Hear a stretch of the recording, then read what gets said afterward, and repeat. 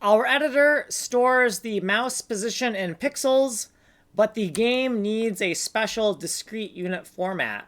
We will use this function right here as a conversion function to convert pixel x to discrete units x, and this function down here to convert pixel y to discrete units y. We have not done any of the logic in here yet.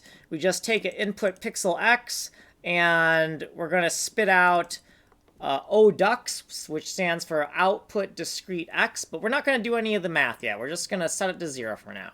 Same thing with this y conversion function. We're not doing any of the math, just taking an input pixel y and setting the output discrete units y to 0. We'll do the math in the next video.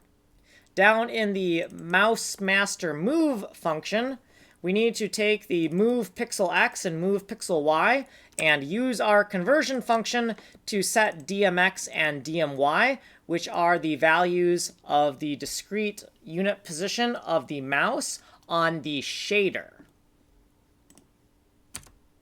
What we did previously, what we did in this video, you can get the source code right here.